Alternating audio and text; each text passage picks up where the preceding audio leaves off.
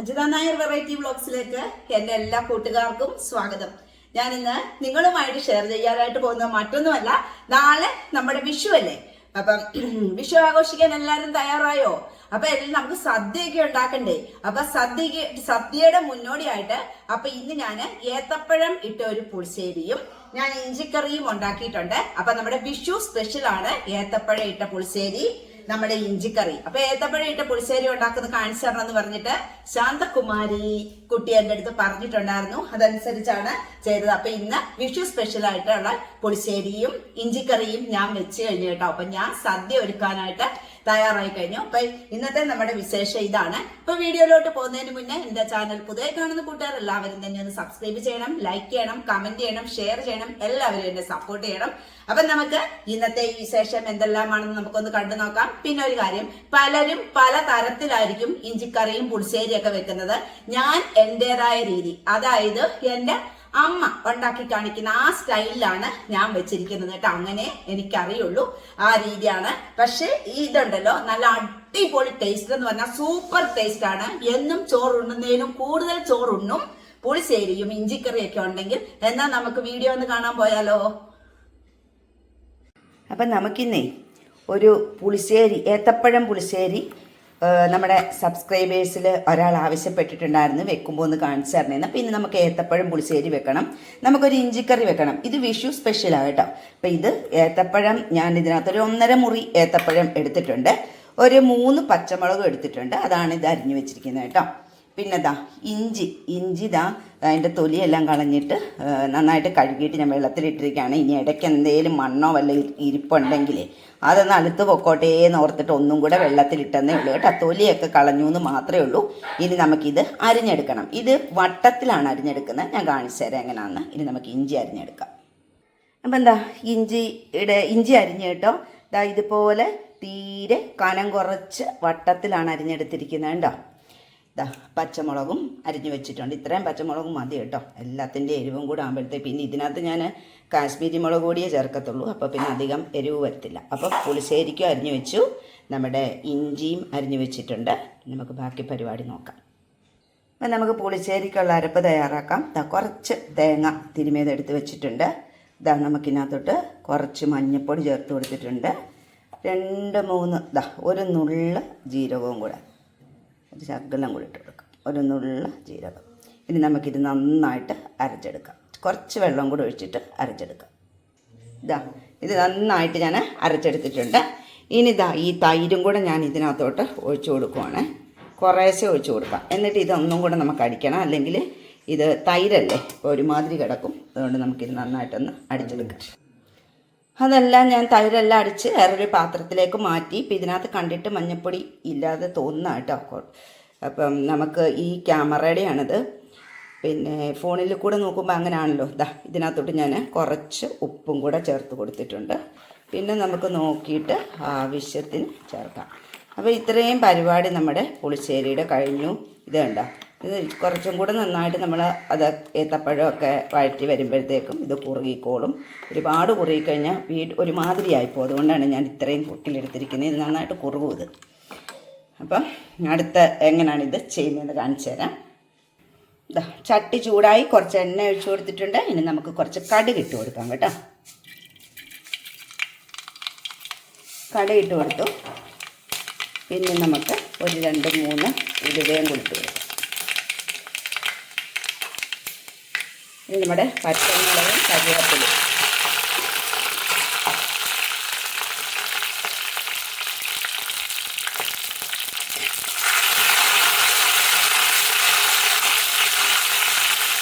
ഇനി നമുക്ക് അരിഞ്ഞു വെച്ചിരിക്കുന്ന ഏത്തപ്പഴം ഇട്ട് കൊടുക്കാം. ചിലവർ ഏത്തപ്പഴവും പച്ചമുളകും കൂടെ വേവിച്ചിട്ട് ചേർക്കും. പക്ഷെ ഞാനിവിടെ ഈ കടുക് വറുത്തിട്ട് ഇതിനകത്ത് തന്നെ ഇട്ട് അങ്ങ് വഴറ്റുക ചെയ്യുന്നത്. ഈ കടുക് വറക്കുന്നത് ഈ കറി വെച്ച് കഴിഞ്ഞതിന് ശേഷം വറുത്താലും മതി. ഞാൻ പിന്നെ ഇങ്ങനെ ചെയ്തെന്ന് മാത്രമേ ഉള്ളൂ കേട്ടോ. എങ്ങനെ വേണമെങ്കിലും നിങ്ങൾക്ക് ചെയ്യാം. പിന്നെ ഏത്തപ്പഴം വേവിക്കുമ്പോൾ ഇതിനകത്തോട്ട് മുളക് പൊടി ഇട്ട് വേവിക്കുന്നവരും ഉണ്ട്. ഞാൻ പക്ഷേ ഇത് വഴറ്റുന്നതുകൊണ്ട് ഞാൻ ഇട്ടില്ല. വേണമെങ്കിൽ നമുക്ക് ഇട്ട് കൊടുക്കാം, അത് നിങ്ങളുടെ ഇഷ്ടം അനുസരിച്ച് ചെയ്യുക. പിന്നെ ഞാൻ ഇപ്പം ഇത് പുളിശ്ശേരിയുടെ എല്ലാം അടിച്ചു വെച്ചപ്പോൾ ശകലം മുളക് പൊടിയും കൂടി ഇതിനകത്തോട്ട് ചേർത്ത് കൊടുത്തായിരുന്നു, പറയാൻ വിട്ടുപോയതാണ് കേട്ടോ. അപ്പം എന്താ ഏത്തപ്പഴം നന്നായിട്ട് വഴണ്ട് വന്നിട്ടുണ്ട്. ഇനി നമുക്ക് ഇതിനകത്തേക്ക് നമ്മൾ അരച്ച് വെച്ചിരിക്കുന്ന തേങ്ങയും ഇതും എല്ലാം കൂടെ ചേർത്ത് കൊടുക്കുക കേട്ടോ.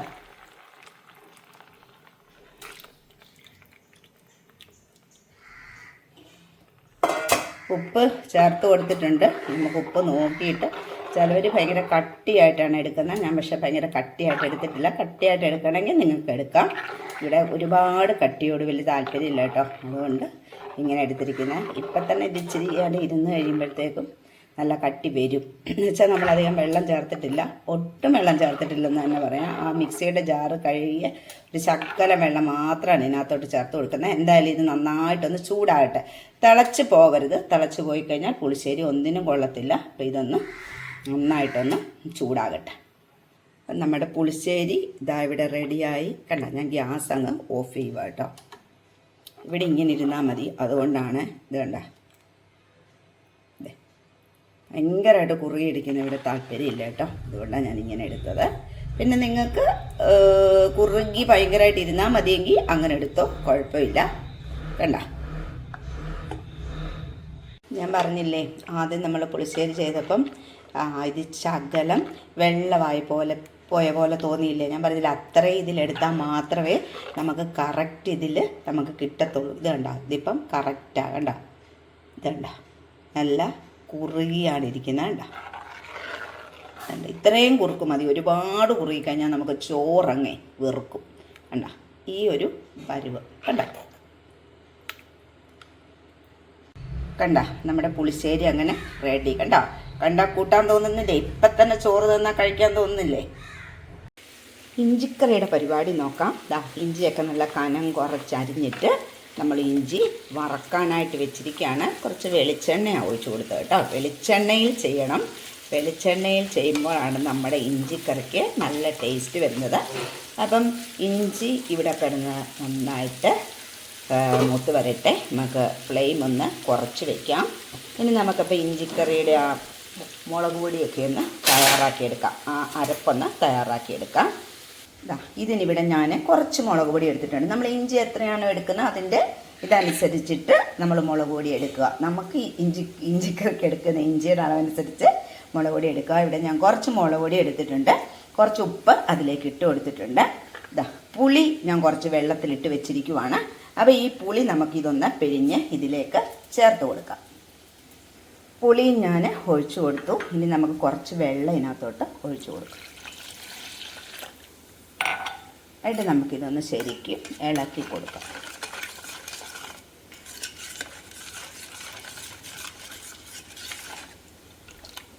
നന്നായിട്ട് ആ മുളക് പൊടി നന്നായിട്ട് കലങ്ങണം കേട്ടോ.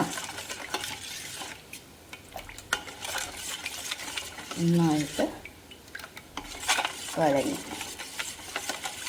ഇനി നമുക്കിതിന് ഉപ്പും പുളിയൊക്കെ ഉണ്ടോ എന്നൊന്ന് നോക്കാം. ഇതുപോലെ കലക്കിയെടുക്കുക. പുളിയും ഉപ്പും ഒക്കെ ഇത് കറക്റ്റാണ്. ഇനി ഇതിവിടെ മാറിയിരിക്കട്ടെ. നമുക്ക് ഇഞ്ചി വറുത്തെടുക്കാം. ഒന്നും ആയിട്ടില്ല കേട്ടോ നമ്മുടെ ഇഞ്ചി. നമുക്ക് ഇളക്കി കൊടുക്കാം. ഇഞ്ചി മൂത്ത് വരുന്നിടം വരെ ഞാനിങ്ങനെ വീഡിയോ പിടിച്ചുകൊണ്ടിരുന്ന് കഴിഞ്ഞാൽ വീഡിയോ ഒരുപാട് ലെന്താവും. അതുകൊണ്ട് ഇത് വറുത്തെടുത്തിട്ട് ഞാൻ കാണിച്ചു തരാം. പലരും പല രീതിയിലായിരിക്കും ഇഞ്ചിക്കറി വെക്കുന്നത്. ഞാൻ വെക്കുന്ന രീതിയാണ് ഇവിടെ കാണിച്ചു തരുന്നത്. ചിലവർ തേങ്ങ വറുത്തരച്ചിട്ട് ഇഞ്ചിക്കറി വെക്കാറുണ്ട്. നമ്മളിവിടെ തേങ്ങയൊന്നും ചേർക്കുന്നില്ല, മുളക് പൊടിയിലാണ് നമ്മൾ ചേർക്കുന്നത്. അപ്പം ഇഞ്ചി ഒന്ന് ആയി വരട്ടെ. ഇത്രയും ആയാൽ മതി കേട്ടോ. നമുക്കിനി ഗ്യാസ് ഓഫ് ചെയ്യാം. നമുക്കിത് കോരിയെടുക്കാം. ഇഞ്ചി എന്നിട്ട് ഞാൻ കോരി എടുത്തിട്ട് കാണിക്കാം. കയ്യിൽ ഫോണിരിക്കുന്ന ഇഞ്ചി വറുത്തെടുത്തു. ഇനി നമുക്കിത് പൊടിച്ചെടുക്കാം. അതിന് മുന്നേ പച്ചമുളക് നമുക്ക് വറുത്തെടുക്കാം.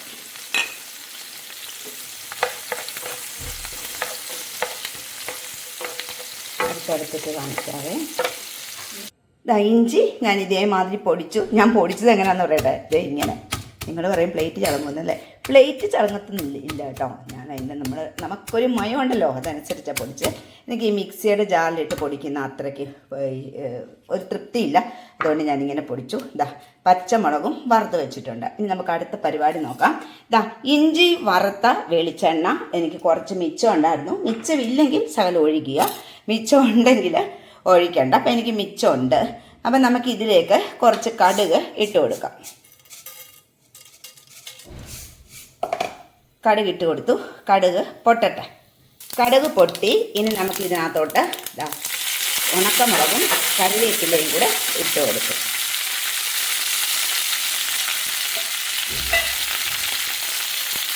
ഇനി നമുക്ക് ഇതിലേക്ക് നമ്മൾ കലക്കി വെച്ചിരിക്കുന്ന മുളക് പൊടിയും ഉപ്പും പുളിയും കൂടെ കലക്കി വെച്ചിട്ടില്ലേ, ഇതിലേക്ക് നമ്മൾ ഒഴിച്ചു കൊടുക്കുക. ഒഴിച്ചു കൊടുത്തു. ഇനി ഇത് നന്നായിട്ട് തിളച്ചൊന്ന് പറ്റണം. ഇതിൻ്റെ കൂട്ടത്തിൽ ഞാനൊരു ശകലം ശർക്കരയും കൂടെ ഇട്ട് കൊടുക്കുവാണ്. അത് ഉപ്പും പുളിയും എല്ലാം കൂടെ ബാലൻസ് ചെയ്യാൻ വേണ്ടിയിട്ട് കുറച്ചിട്ട് കൊടുത്തെന്ന് മാത്രമേ ഉള്ളൂ. ഇനിയിപ്പോൾ ഇതൊന്ന് കുറുകി വരട്ടെ. ഒരു ഇഞ്ചിക്കറിയുടെ പരുവം അറിയാലോ. ഒരുവിധം കുറുകി വരുമ്പം ബാക്കി കാണിച്ചു തരാം കേട്ടോ. പൊടിച്ചു വെച്ച ഇഞ്ചിയും പച്ചമുളകും വറുത്ത് വെച്ച പച്ചമുളകും ഞാൻ ദാ ഈ ഒരു ചട്ടിയിലേക്ക് മാറ്റി. അപ്പം നമ്മുടെ ദാ ഈ അരപ്പ് ഇത് റെഡിയായിട്ടുണ്ട്. ഇത്രയും കുറിയാൻ മതി. ഇനി ഞാനിപ്പോൾ ചെയ്യാൻ പോകുന്നത് ഈ തിളപ്പിച്ച് വെച്ച അരപ്പെടുത്തിട്ട് ഈ ഇഞ്ചിയിലേക്ക് ഒഴിച്ചു കൊടുക്കാൻ പോവാണ്. തിരിച്ച് ചട്ടിക്കകത്തോട്ട് ഇത് ഒഴിച്ചിട്ട് ഇഞ്ചി വീണ്ടും അടുപ്പേ വെച്ച് തിളപ്പിക്കരുത്. തിളപ്പിച്ച് കഴിഞ്ഞ് കഴിഞ്ഞാൽ ഇഞ്ചിക്കകത്തെ കാരം മുഴുവൻ ഇറങ്ങി ഇഞ്ചിക്കറി ഒരുമാതിരി ആയിപ്പോവും കേട്ടോ. അതുകൊണ്ട് അങ്ങനെ ചെയ്യരുത്. ഇപ്പോൾ ഇത് കണ്ടോണം. ഇതൊന്ന് വടിച്ചൊഴിച്ചിട്ട് കാണിച്ചു തരാവേ. ഇതേണ്ട നമ്മുടെ ഇഞ്ചിക്കറിയും അങ്ങനെ റെഡിയായി കണ്ടോ. ഇനി നമുക്കൊന്ന് ടേസ്റ്റ് നോക്കാം. ഇതാ ഇഞ്ചിക്കറി റെഡിയായി. നമുക്ക് ഇതിൻ്റെ ടേസ്റ്റ് ഒന്ന് നോക്കാം. ഇഞ്ചിക്കറിയുടെ ടേസ്റ്റ് നോക്കാൻ ഇന്ന് ആരോ വന്നിരിക്കുന്നതെന്ന് നോക്കിക്കേ. എൻ്റെ മോൻ കണ്ടോ. ഇവർക്കൊക്കെ ഇതൊക്കെ ഭയങ്കര ഇഷ്ടമല്ലേ. ഇവരൊക്കെ എന്ന് വെച്ച് കഴിഞ്ഞാൽ ദൂരെ ആകുമ്പോൾ അവർക്ക് എപ്പോഴും ഇതൊന്നും കിട്ടത്തൊന്നുമില്ലല്ലോ. അപ്പൊ എൻ്റെ അടുത്ത് പറഞ്ഞു ഇഞ്ചി വറുക്കണം. മണം വന്നപ്പോഴേ എൻ്റെ അടുത്ത് പറഞ്ഞു ആട്ടേ പോലെ മണം വരുന്നുണ്ട് അമ്മ എന്ന് പറഞ്ഞു. നല്ല ടേസ്റ്റ് ആണെന്ന് പറഞ്ഞു കേട്ടോ. രക്ഷപ്പെട്ടു. അപ്പൊ ഇവിടെ നിൽക്കേ ഓടി പോവുക അങ്ങ് തീർച്ച. ഞങ്ങൾ ഇനി ഒന്ന് ടൗണിലോട്ട് പോവാണ്. അച്ഛനവിടെ കുളിക്കുന്നേ ഉള്ളൂ. അപ്പം ഇന്നത്തെ വിശേഷങ്ങളൊക്കെ ഇത്രയൊക്കെ ഉള്ളൂ കേട്ടോ. എല്ലാവർക്കും ഇന്നത്തെ വീഡിയോ ഇഷ്ടമായെങ്കിൽ ഇഷ്ടപ്പെട്ടവരൊക്കെ ഒന്ന് ലൈക്കും കമന്റും ഷെയറും ഒക്കെ ഒന്ന് ചെയ്യുക. എന്നെ ഒന്ന് സപ്പോർട്ട് ചെയ്യുക. ബായ് നേരത്തെ പറഞ്ഞു. അപ്പൊ നാളെ വേറൊരു വീഡിയോ ആയിട്ട് വരുന്നത് വരെ എല്ലാവർക്കും ബായ്. ഇനി വന്ന്